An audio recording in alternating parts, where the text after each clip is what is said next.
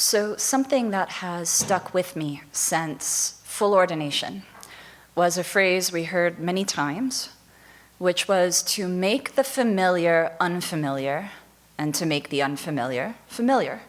And I'm sure it sounded very beautiful in Chinese.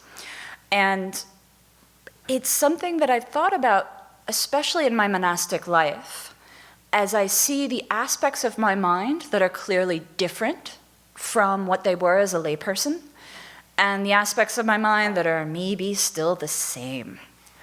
So in terms of making the familiar unfamiliar, there are, of course, certain mental habits that we have that are not so skillful, that are not so beneficial. And as a monastic, I'm hopefully letting go of them. And so sometimes I notice certain thoughts come through, especially around maybe offering service and staying up late, where, a thought comes where it's like, oh, this is just like back in, 2014 when I was a professor and doing blah, blah, blah. And I'm like, oh, that's not ideal.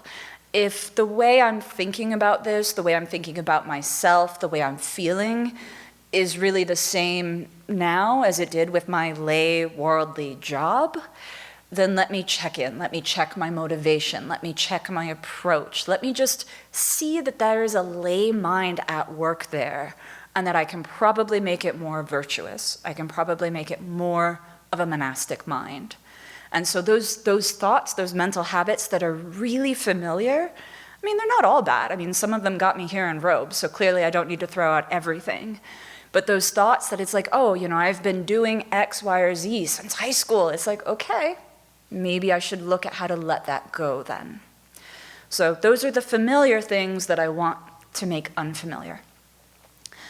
Then in terms of making the unfamiliar familiar, part of what we talked about at the full ordination are simply things like, the shaved head and the robes. There's those surface things.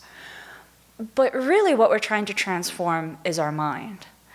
And so what are some of those unfamiliar mental states that I'm trying to make familiar? Well, one of them is humility. And seeing that I don't always know best. My way is not always the right way.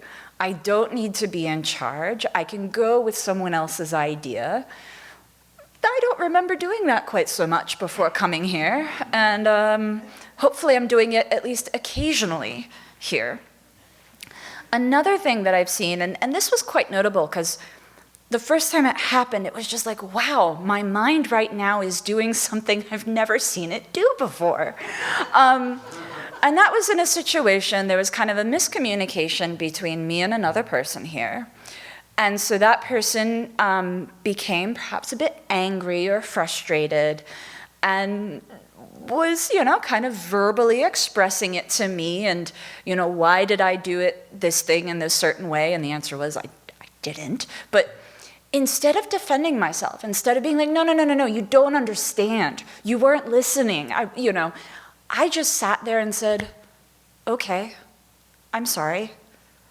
And it just ended. I just took it.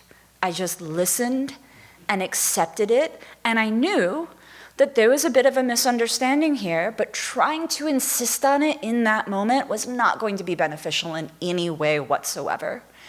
So the fact that in that moment I didn't get anxious, I didn't start crying or whatever it was, it's like, wow, I don't think I've ever seen my mind do this before. This is unfamiliar. But it would be wonderful if that became familiar. And simply having that one experience of, having someone senior to me frustrated with me and, admonishing me and just, yes, okay, I'm sorry. Gives me confidence I can do it again. Maybe not every time, or maybe not right away. I think there's been at least one situation where, after that, where I've started to get defensive and then caught myself. But it's been beautiful to see that unfamiliar state of mind, of not needing to defend myself, of not needing to be reactive or get upset, this can become familiar.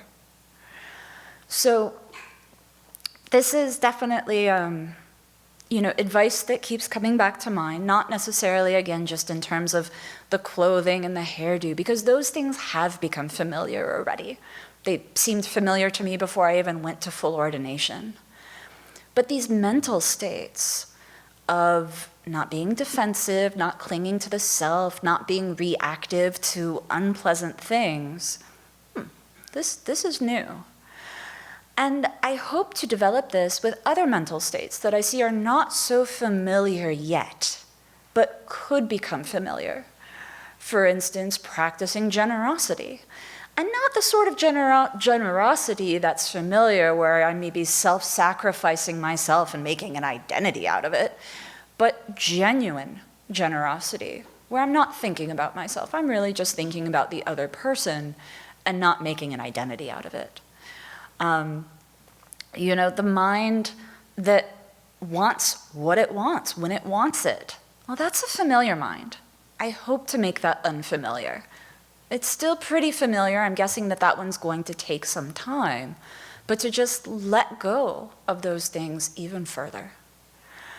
So for me, this I think really encapsulates monastic life so well. And I even see when I have the opportunity to go out into Spokane, when I first came here, I was kind of afraid that when I left the monastery to go on just day trips, I would think, fast food, shopping, I miss these things. And instead I go out and I'm just like, why are there so many restaurants? Why are there marijuana stores? Looking at this, why do we need so many mattress shops? When I go into Spokane now, it just seems strange to me. It is unfamiliar. Here, our schedule, our lifestyle, the fact that we don't have individual cell phones and all of the other things that we do that might seem strange to the people who live out there, well, they seem perfectly familiar to me.